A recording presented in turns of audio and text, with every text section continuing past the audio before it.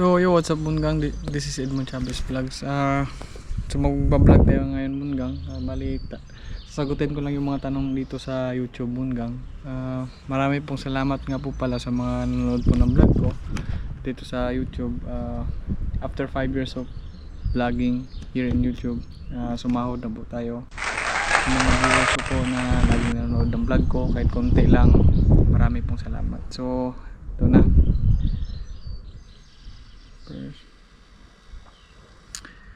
So, shoutout kay Adventure. Hi kuya, pwede ba kahit 6 months housekeeping experience? In my opinion ha, usually kasi kinukuha talaga nila Adventure, mga 2 years experience, 3 years ganun. Pero try mo lang mag-apply, baka palarin ka, matanggap ka. Then shoutout kay Agbiag Kano 6885. May tanong siya dito. Bossing, may ina-plan kami papuntang Hungary sa Samsung Electronics. Maganda ba dun? So Samsung Electronics, yung unang company ko, Agbiag Kano, Samsung. Sa Samsung, bali trabaho ko doon mga 2 months lang, tapos noon sa inasang pagkakataon natanggal kami doon sa Samsung kasi nga sa sobrang tao, tapos humina yung Samsung. Maganda po ang Samsung, galante magpasahod, malaki magpasahod, tapos yung pasok 3 days ang pasok, 3 days ang pahinga, tapos may may tawag pa nitong, may allowance pa, mga 40, sa pagkakaalam ko 40,000 foreign meal allowance yung pagkakaalam ko. Maganda sa Samsung, pero swertihan din makakapasok sa Samsung, idol.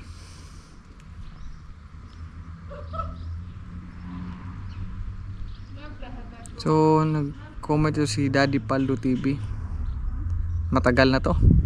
Pag nasa ibang bansa ka talaga, lagi kang maging handa sa pagbabago. Ganun talaga, darating talaga ang time na hindi mo na makakasama mo, nakasama mo nung unang, sa pagdating mo focus lang sa goal. Kasi ito yung vlog na to, bakit nga ba natanggal kami sa company dito sa Samsung.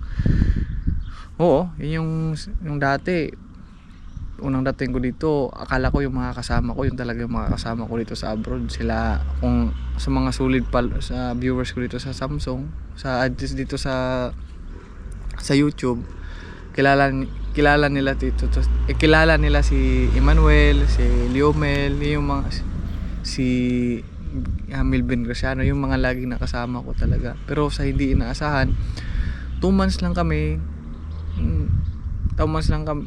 ako tsaka si Graciano, natanggal kami lang, Graciano tsaka ni Kuan, ng kaibigan ko na kasabayan ko dito. Dun, si Liomel tsaka si Emmanuel umuwi na ng Pinas, si Liomel nandito sa akin na sa Samsung pa rin. Yun yung Kuan, mahirap lang din nung una kasi kasama ko sila, kabatch ko, ka-roommate ko, sa di inaasahang pagkakataon. 2 months na kami nagkasama, naghihiwalay na kami. Si Graciano, siya to kay Graciano, nasa Tinapayan, ako nasa Chicken Factory. Ganun talaga, maging handa lang, tapos wala namang problema hindi masosolve. Masakit nung una, pero nasanay na lang din. Maging handa sa mga pagbabago.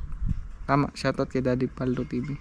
Shoutout kay Venix9113, 13 days ago. Same tayo, idol, BSMT, pero Taiwan ako nag-apply. Interview ko kahapon, sana maselect, pero gusto ko ron mag-apply sa Europe kaso walang hiring dito sa Cebu, mostly Taiwan and Japan hiring dito. Sorry idol, 13 days ago na tong comment mo, tsaka magre-reply tayo dito.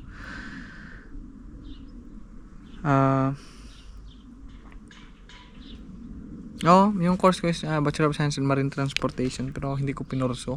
Pero hindi naman ako nagsisisi na hindi ko pinurso, kasi ngayon dito ako sa Europe, dito sa hanggang nagtatrabaho, hindi naman gaano kalaki ang sahod dito, pero masaya ako sa trabaho ko dito. Then yun, enjoy naman ako dito. Then sa Taiwan, nag-try ko din ako mag-apply ng Taiwan dati. Yun talaga yung goal ko nung pumunta ko ng Manila. Pero nung pagpunta ko ng Manila, nakita ko tong Hungary. So ginrab ko na tong Hungary. hindi ko talaga sinukuan yung Hungary. Tagal kong naging tambay. Napasa ako sa pag-apply ko. Kuan lang talaga, tawag nitong tiyaga lang talaga, Munggang, sa pag-apply. Tsaka hindi ako sumuko. Hanggang ngayon, andito na ako. 2 years na ako dito, Munggang. 2 years na. Tsaka kuan, naniniwala ako sa manifestation. Kung ano yung kuan mo, iniisip mo, kung ano yung gusto mong makamit, naniniwala ako na makakamit mo talaga yun. Kaya sa mga nag-a-apply dyan na gusto makapunta dito sa abroad, yun lang masasabi ko sa inyo, motivation lang. Wala namang imposible. Kung nabagsak naman sa interview, kung hindi ka ba na-select, marami namang agency, apply lang ng apply. Alam nyo, ako dati pinaghihinaan din ako ng loob dati, pero alam nyo, dasal ako ng dasal talaga.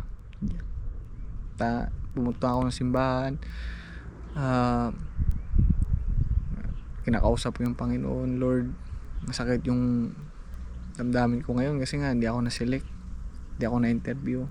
Sakit gusto ko mag-abroad kasi para sa pamilya ko, pero hindi pa talaga para sa akin yun. Pero sana in one day na makapasa ako, makapagtrabaho ko sa abroad para sa pamilya ko. Ganun lang ginagawa ko kung hindi ako ma-select. Alam nyo, binigay sa akin yun, Munggang. Kaya naniniwala talaga ako, sabayan na ng dasal, tapos tiwala lang sarili, yun lang, Munggang. Tsaka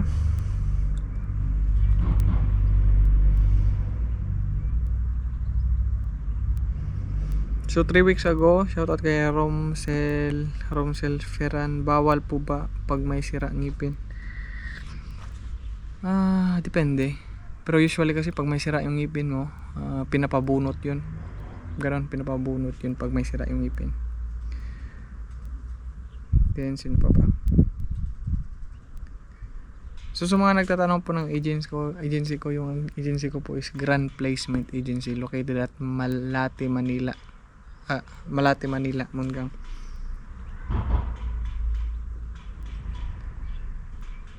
Saan pa ba?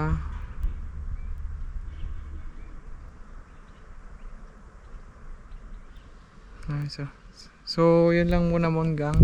Magko-content tayo ulit bukas. So yun lang. So marami pong salamat sa panonood po ng vlog ko. Kung may gusto po kayong itanong, mag-comment lang po kayo. Sasagutin ko po sa idea ko po kung masasagot ko ba yung mga tinatanong nyo. Then yun lang po, maraming salamat po sa panonood ng vlog ko, Edmond Chavez Vlogs. Then may TikTok ako, Edmond Chavez Vlogs, Facebook, Edmond Chavez Vlogs, tsaka Edmond Chavez Vlogs 2.0. So please don't forget to subscribe to my YouTube channel, Edmond Chavez Vlogs, and hit the notification bell. Thank you for watching and God bless. Bye bye.